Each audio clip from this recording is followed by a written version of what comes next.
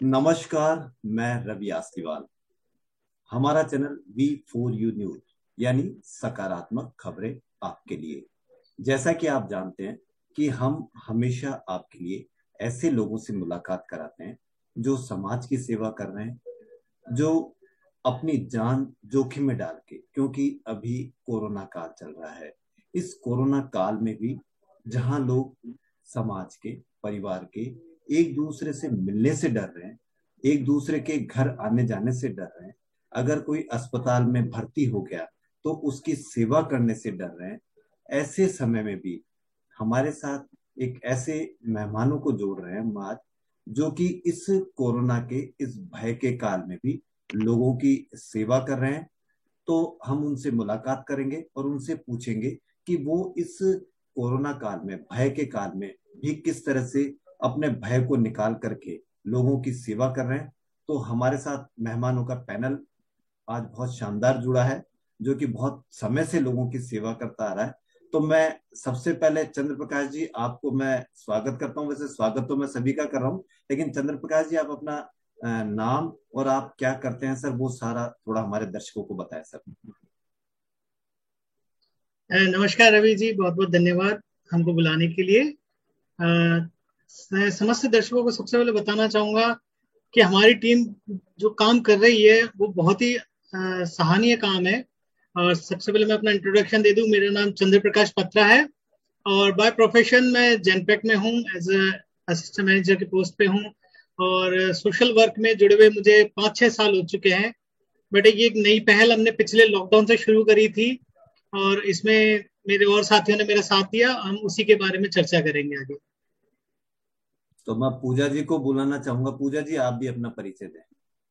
नमस्कार रवि जी, समस्त श्रोतागण को मेरा नमस्कार। मेरा नाम पूजा पत्रा है। बाय प्रोफेशन मैं एक हेडमिस्ट्रेस हूँ पोदा जम्बो के स्कूल में।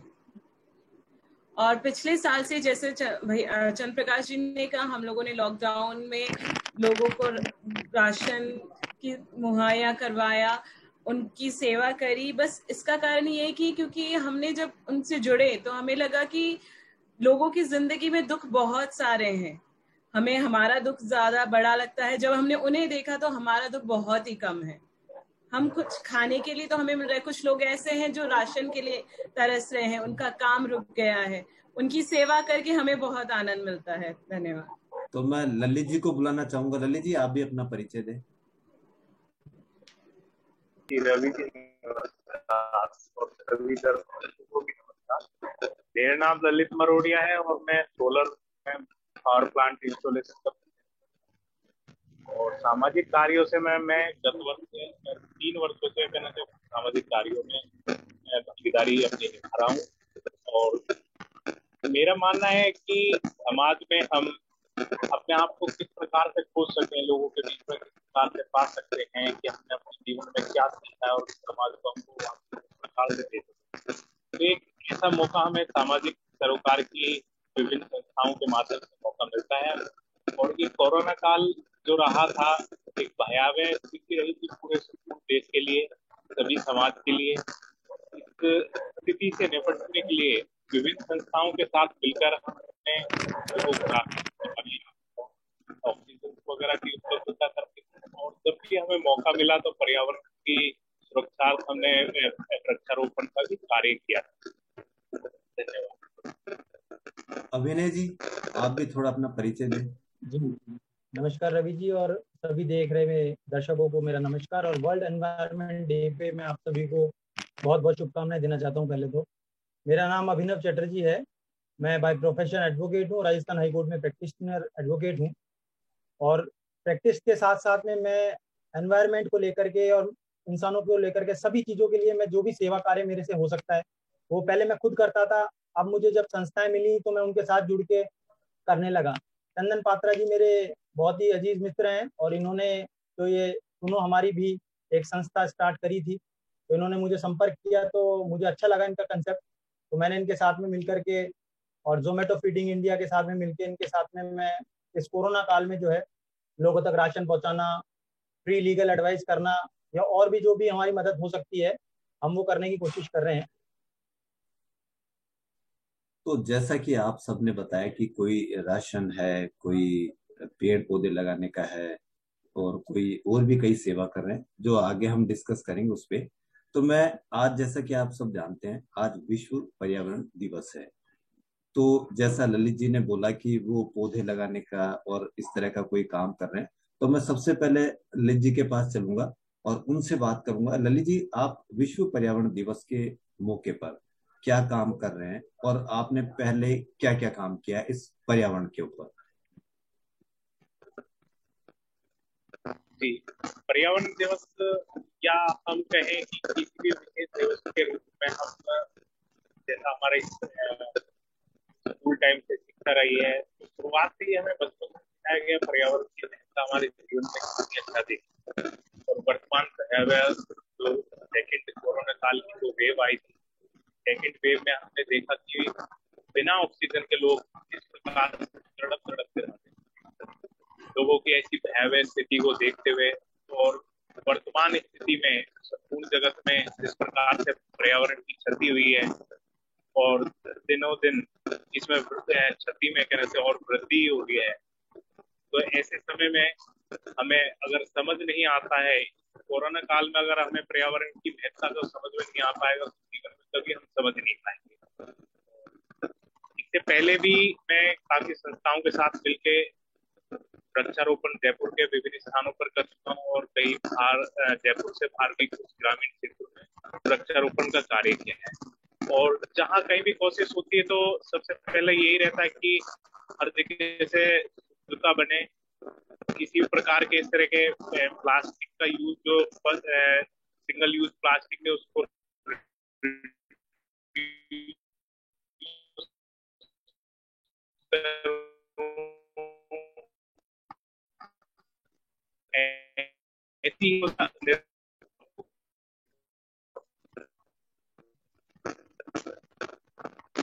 चलो, लगता है ललित जी से थोड़ा सा संपर्क कम हो रहा है। तो मैं, जैसा कि इन्होंने, ललित जी ने बताया कि विश्व पर्यावरण दिवस के अवसर पर भी अगर हम ऑक्सीजन के बारे में या इस पर्यावरण के बारे में नहीं समझ सकेंगे तो कब समझेंगे। तो इन्होंने बताया, अभिनव जी ने बताया कि सारी जड़ ये चंद्र प्रकाश जी हैं इस चीज की, जो कि इनकी वजह से सारे लोग जुड़े हुए हैं। तो हम आज चंद्र प्रकाश जी, जो कि जड़ है आप सब लोगों के ग्रुप की, आपकी शान, आपकी जो जो आपका पेड़ जो इतना बड़ा हुआ है, उसकी वजह से ये चंद्र प्रकाश जी हैं। तो हम चंद्र प्रकाश जी के पास चलेंगे और ये पूछेंगे कि उन्होंने कौन सी संस्था अभी बनाई है और इसका क्या काम है। धन्यवाद रवि जी। मैं अपने दोस्तों का बहुत बहुत शुक्रिया करना चाहूंगा जो इतना कुछ उन्होंने मेरे बारे में कहा। मगर जैसे कि हम सब जानते हैं, ये सब काम एक टीम वर्क का होता है। जब तक एक अच्छी टीम नहीं होगी तो कोई भी काम हम अच्छी तरह नहीं कर सकते, चाहे वो खेल कूद हो, चाहे समाज सेवा हो, चाहे राजनीति हो, चाहे कहीं भी हो। एक अच्छा दल ही सर्वश्रेष्ठ दे सकता है। तो रवि जी, मैं अगर बताऊं तो हमने 2014 में चालू किया था एक एनजीओ, जिसमें अभिनव जी मेरे साथ तब से जुड़े हुए हैं। वो मेरे बचपन के मित्र हैं, हम स्कूल में भी साथ पढ़े हैं। तो हमने ये सोचा कि कुछ ऐसा किया जाए जिससे लोगों का भला भी हो और उनको ये भी ना लगे कि उनको कहीं ना कहीं ठगा जा रहा है। तो इसलिए हमने ये एनजीओ शुरू किया था। हमने इसका नाम रखा सुनो हमारी भी। सुनो हमारी भी नाम इसलिए रखा क्योंकि कई ऐसे व्यक्ति या कई ऐसे लोग हैं जो अपनी बात को रखना तो चाहते हैं मगर वो सही जगह रख नहीं पाते। तो इसी चीज को लेकर मैंने ललित जी से भी संपर्क किया, अभिनव जी से संपर्क किया, पूजा जी जो मेरी बहन है उन्होंने भी मुझे बोला कि नहीं, बहुत अच्छा कॉन्सेप्ट आप कर रहे हैं, तो इसको शुरू करें। तो हमने शुरुआत सबसे पहले करी थी ऐसे लोगों को मदद करके जो लीगल एडवाइस जिनको जरूरत थी मगर कहीं ना कहीं से वो ले नहीं पा रहे थे। मतलब आप ये देखिए कि हमारा जो लीगल सिस्टम है तो बहुत अच्छा ही, तारीफ करूंगा इसकी। मगर कई बार क्या होता है, कुछ लोग कोर्ट के चक्कर काटते रह जाते हैं मगर उनको सॉल्यूशन नहीं मिलता। उस सिलसिले में मैंने अभिनव जी से बात करी कि हम जो संस्थान बनाए हैं इसमें हम स्पेशली इन चीजों पे ध्यान दें। क्योंकि कपड़े और खाना राशन तो क्या है, बहुत सी संस्थान है जो देती हैं, मगर इस तरह की सेवाएं, लीगल सपोर्ट हुआ या कोई कहीं किसी को पुलिस की सेवाओं से कुछ मदद चाहिए, तो उस चीज पर हमने ज्यादा फोकस किया। तो हमने शुरुआत करी थी। अभिनव जी ने सबसे पहला हमारा एक केस लड़ा था जिसमें एक दुर्घटना घटी थी एक बहुत ही गरीब परिवार के साथ। उनके पास मतलब कोई हेल्प नहीं थी, वहां से हमने शुरुआत करी थी। उनका केस अभिनव जी ने लड़ा था, वो भी बिना 1 रुपया लिए। इसके लिए मैं अभिनव जी का धन्यवाद देना चाहूंगा। इन्होंने उनकी बहुत मदद करी। जहां उनको लोग अलग अलग तरीके से भड़का रहे थे या फिर ये कह सकते हैं गलत राह बता रहे थे, वहां पे अभिनव जी ने उनको संभाला और उनको पूरी मदद करी। फिर वहां से हमारे को हम धीरे धीरे आगे बढ़ते गए। हमने बहुत सारे लोगों की सेवाएं करी लीगल सपोर्ट के साथ साथ। फिर हमारे पास और भी रिक्वेस्ट आने लगी, जैसे किसी गरीब महिला की या फिर किसी गरीब बालिका की शादी की प्रॉब्लम आ रही है, उसको भी हमने देखा। इसके बाद पिछले साल जब लॉकडाउन लगा तब हमारे पास एकता जी आई। एकता जी ने बोला कि ऐसे बहुत से लोग हैं जिनका कामकाज बंद हो चुका है और उनके पास राशन तक नहीं है, किराए पे रह रहे हैं मगर किराया देने के पैसे भी नहीं है, तो वो राशन कहाँ से लाएंगे। तो ये कॉन्सेप्ट हमने सोचा कि हाँ नहीं, सही बात है कि ऐसे लोगों की मदद करनी चाहिए। तो फिर हमने जोमेटो फीडिंग इंडिया के साथ जुड़ के हमने ये काम चालू किया और लोगों से संपर्क किया। जो लोग राशन बना के हमको दे सकते थे वो अपने घर से राशन बना के देने लगे। कई ऐसे भी लोग थे जो मदद करना चाहते हैं मगर वो घर से बाहर नहीं निकल पाते। उसका कारण ये भी था कि उनमें डर भी था, और डर होना भी चाहिए। अभी का जो वातावरण है उसके हिसाब से लोगों को सावधानी रहना बहुत ज्यादा जरूरी है। तो हमने उनको कहा कि आप सावधानी से घर पे रहिए और सारे प्रिकॉशंस अपनाइए। लोगों की सेवा करने के लिए हम हैं, आप हमसे संपर्क करिए। तो उन्होंने हमसे संपर्क करके हमें कुछ लोगों ने राशन दिया, तो कुछ लोगों ने धनराशि दी कि आप ये राशि से राशन खरीदें और उन गरीबों की मदद करें। और पिछली बार हमने जो मदद करी थी ऐसे लोगों की मदद करी थी जो रोड साइड में रहते थे, मगर इस बार जहाँ सारी दुकानें बंद है, फैक्ट्री बंद थी, कामकाज बंद था, तो हमने इस बार ऐसे लोगों को ढूंढा कि जो लोग छोटी छोटी जगह नौकरी करते थे और उनकी नौकरियां भी बंद है, उनको ऑफिस नहीं बुलाया जा रहा या फिर मान लीजिए कारखानों में नहीं बुलाया जा रहा।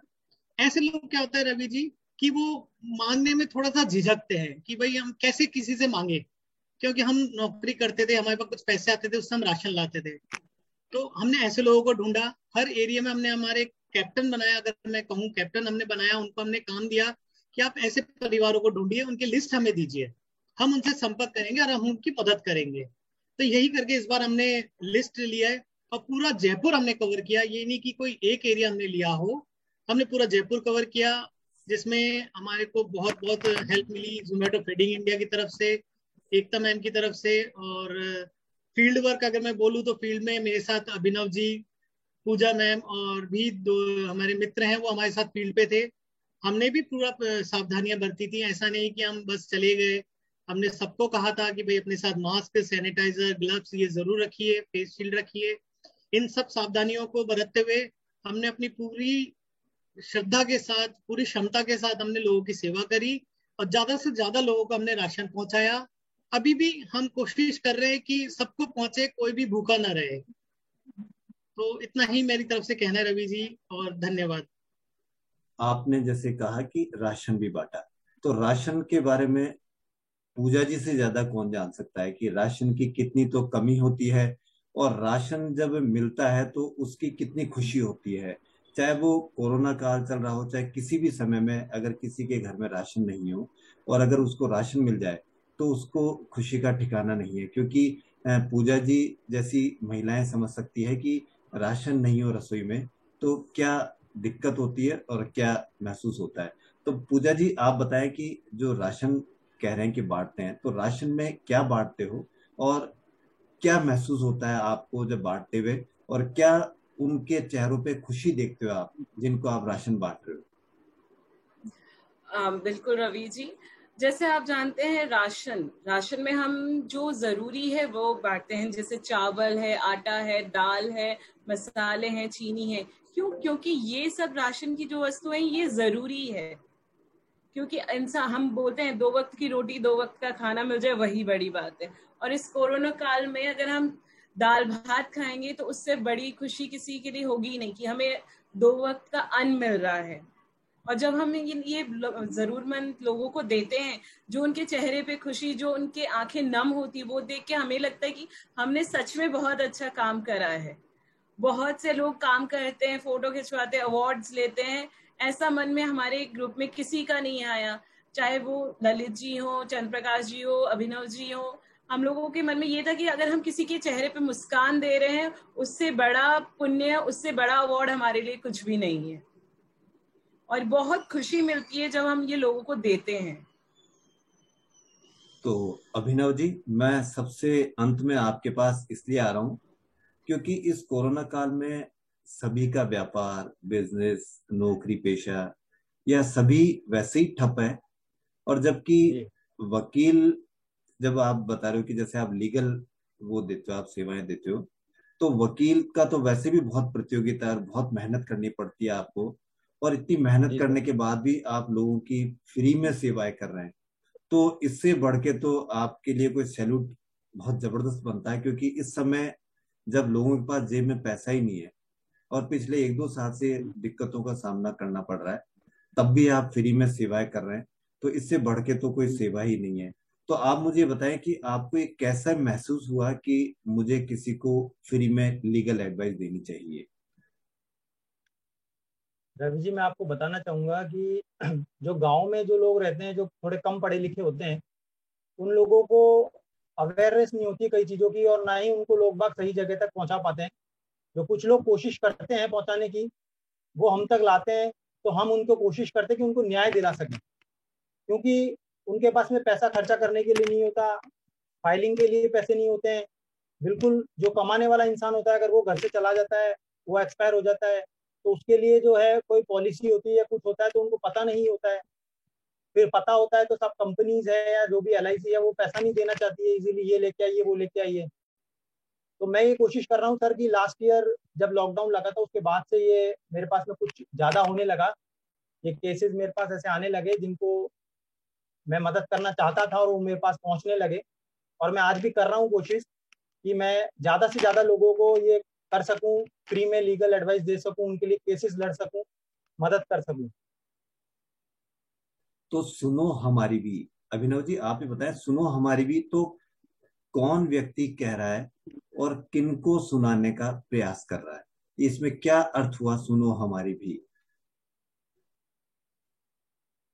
सर, जैसा कि मैंने आपको बताया कि कुछ लोग गांव में जो रहते हैं, वो लोग समझ नहीं पाते हैं कि हमको क्या करना है, या वो किसी को कुछ कहना भी चाहते हैं तो वो कोई सुनना नहीं चाहता उनकी। वो पुलिस स्टेशन जाते हैं, उनके साथ कोई अन्याय हो जाता है, वो पुलिस स्टेशन जाते हैं, पुलिस उनकी सुनना नहीं चाहती है, या डरा धमका के भगा दिया जाता है, या जो भी है। तो इस संस्था के माध्यम से हम कोशिश कर रहे हैं कि भाई ये ज्यादा से ज्यादा लोगों तक पहुंचे, कि भाई ऐसी अगर कोई समस्या किसी के सामने खड़ी हो रही है, तो वो हमारी संस्था के माध्यम से हम तक पहुंचे, और हम कोशिश करें कि उनको न्याय दिला सके, उनकी सुन सके, और न्यायालय से गुहार लगा सकें कि भाई इनको न्याय मिले। इनके साथ अगर कोई अन्याय हुआ है तो इनको न्याय मिलने पूरी तरह से हम कोशिश कर रहे हैं, और आगे भी करते रहेंगे इसी तरह की कोशिश। तो चंद्र प्रकाश जी, आपने ये जोमेटो फीडिंग कुछ इस तरह का कोई आपने अभी बोला था, तो ये जोमेटो फीडिंग ये क्या है? और थोड़ा दर्शकों को समझाएं कि भाई जोमेटो फीडिंग से आप क्या है, किस तरह से आप हेल्प लेते हैं, क्या है इसका पूरा अर्थ बताएं। Ravi ji, Zomato feeding India basically एक नॉन प्रॉफिट ऑर्गेनाइजेशन है जो पूरे भारत में काम कर रही है। ये किसी से पैसा नहीं लेती। ये आपको कहती है कि आपके पास जो एक्स्ट्रा खाना बचा है, मतलब कई ऐसे होटल्स हैं जिनके पास आप देखेंगे कि रात का बचा हुआ खाना वो सड़क पे डाल देते हैं, या फिर गायों को खिला देते हैं, या फिर डस्टबिन में फेंक देते हैं, कुछ करते नहीं है। कई शादियां ऐसी होती है जहाँ पे खाना बच जाता है, फेंक दिया जाता है। तो ये कॉन्सेप्ट चालू हुआ था आज से कई साल पहले, जो 3 साल पहले हमारे पास आया। हमने इसको ज्वाइन किया। इसमें हमने देखा कि नहीं, ये बहुत अच्छा संस्थान, बहुत अच्छा काम कर रही है। फिर हमने इनका कॉन्सेप्ट समझा। फिर हमें पता चला कि किसी भी शादी ब्याह कोई पार्टी में अगर खाना बच रहा है तो हम उनसे कांटेक्ट करें, उनसे वो खाना लें और उसको जरूरतमंदों तक पहुंचाएं। जब हमने शुरू किया तो कुछ लोगों ने हमें ताना मारा, बोले कि आप क्या उल्टा सीधा करते रहते हैं, ये आप अपना नाम खराब कर रहे हैं, आप ऐसे होटलों में खाना मांगने जाओगे, अच्छा लगता है क्या? ऐसे हमको बहुत लोगों ने ताने मारे, मगर हमने उनको समझाया कि नहीं, ये जो खाना व्यर्थ जा रहा है, कम से कम किसी के पेट में जाए तो उससे अच्छी खुशी क्या होगी। तो ऐसे हमने शुरू करा। हमारे पास कई शादियों से फिर मैसेजेस आने लगे, कॉल आने लगे, लॉकडाउन में भी कई जो शादियां हुई छोटी मोटी, वहां से भी हमारे पास कॉल आए कि हमारे पास नया एक्स्ट्रा खाना बचा, आप ले जाइए। हम उनको यही बोलते थे ठीक है, अगर आप लोग हमारे पास नहीं आ सकते कोई तकलीफ नहीं है। हम और हमारा जो ग्रुप है, खासकर मैं ललित जी को धन्यवाद देना चाहूंगा, क्योंकि वो इसमें बढ़ चढ़ कर सहयोग उन्होंने दिया है। मैन पावर अगर हम बोले कि लैंड पे, जमीन पे उतर के जो सबसे ज्यादा काम हमारे हुआ है वो ललित जी के थ्रू ही हुआ है।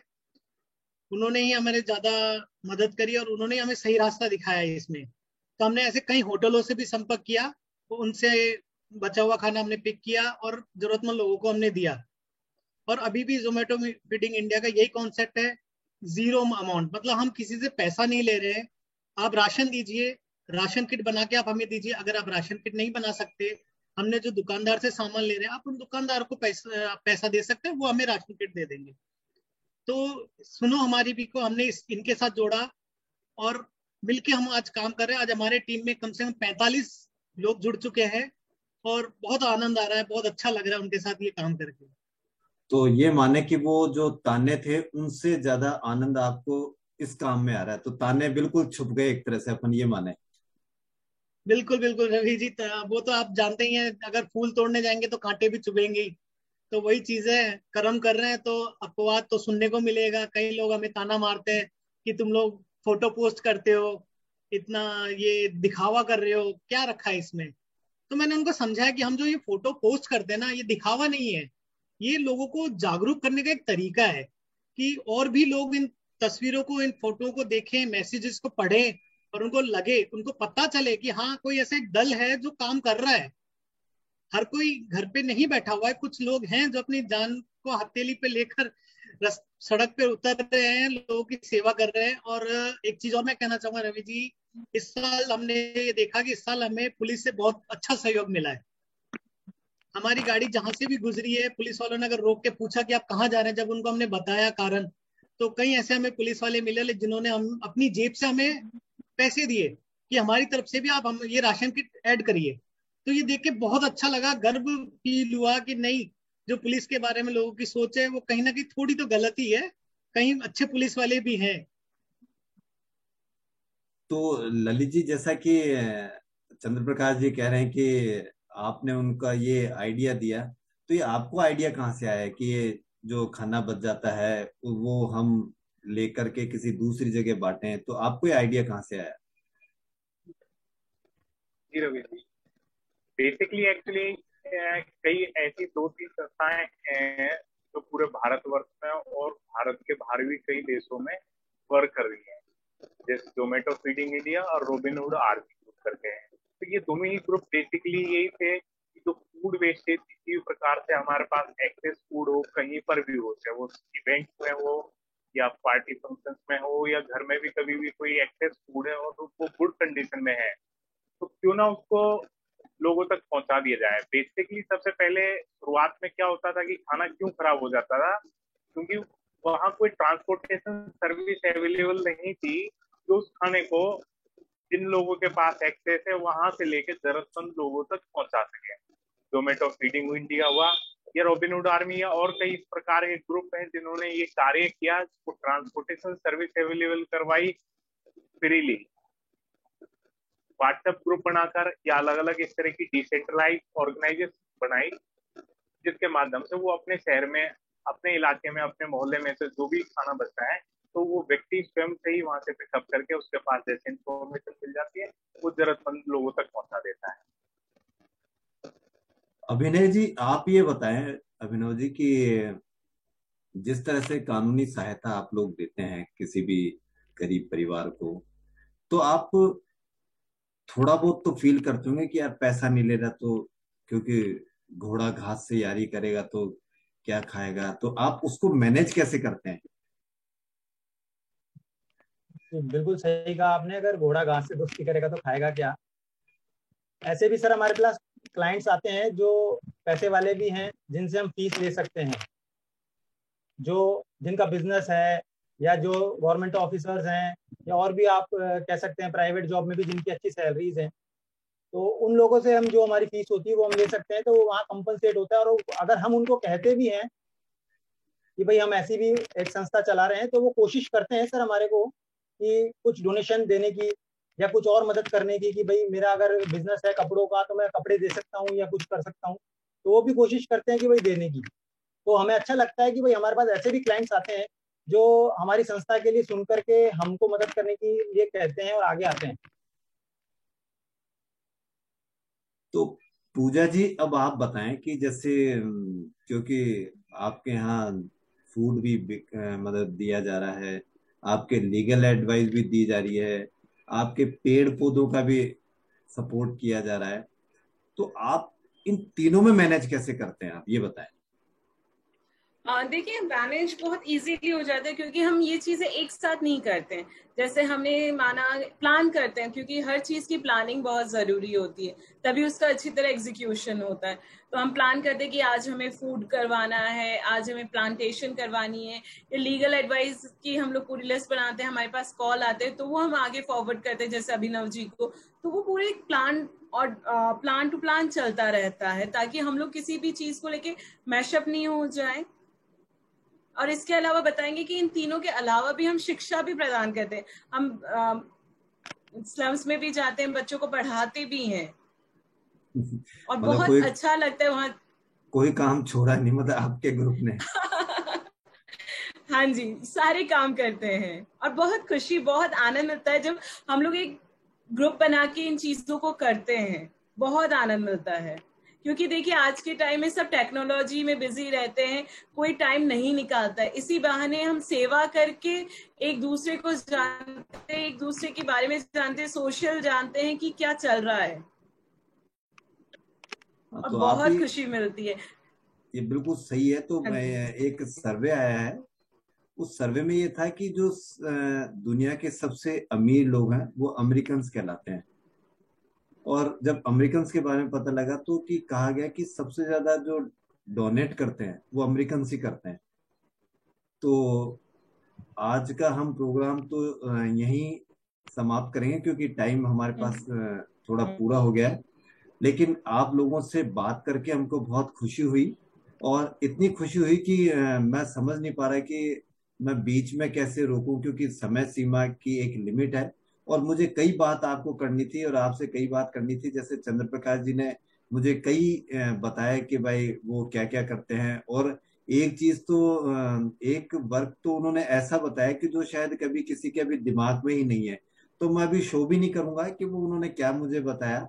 और जब थोड़ा हमको मुझे लगता है कि मुझे आपसे दोबारा फिर मीटिंग करनी पड़ेगी एक दो दिन में ही, जब मैं बताऊंगा कि चंद्र प्रकाश जी ने एक मुझे क्या शानदार काम बताया कि जो अभी किसी के दिमाग में नहीं आ रही है, और जो उन्होंने जो दिमाग में लेकर आए हैं, उन्होंने जो सेवा का जो एक नया रूप बताया है कि वो काबिले तारीफ है। और शायद जो मैं बताऊंगा तो आप भी, खैर आप तो उस टीम के सदस्य हो, लेकिन जब हमारे दर्शक सुनेंगे तो वो बहुत आश्चर्य करेंगे कि ये भी कोई सेवा कर सकता है।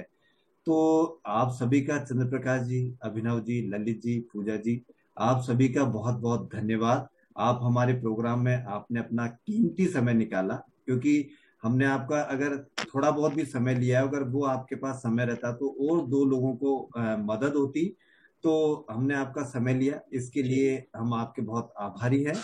और आपने हमको समय दिया, हमारे चैनल को समय दिया, हमारे दर्शकों को एक अच्छा टॉपिक दिया, जिससे वो जागरूक होंगे कि किस तरह से हम लोगों की सेवा कर सकते हैं। ये ग्रुप नहीं, एक ये बहुत बड़ा पेड़ है। विश्व पर्यावरण दिवस के अवसर पर जो पेड़ है, जो भोजन भी अवेलेबल कराता है, जो लीगल भी एडवाइस करता है, जो राशन भी देता है, जो पता नहीं क्या क्या अवेलेबल कराता है। तो इसी के साथ आप सभी का बहुत बहुत धन्यवाद, और हम उम्मीद करेंगे कि हम आपसे जल्दी मुलाकात करें। धन्यवाद सर। बिल्कुल धन्यवाद। धन्यवाद। जय हिंद।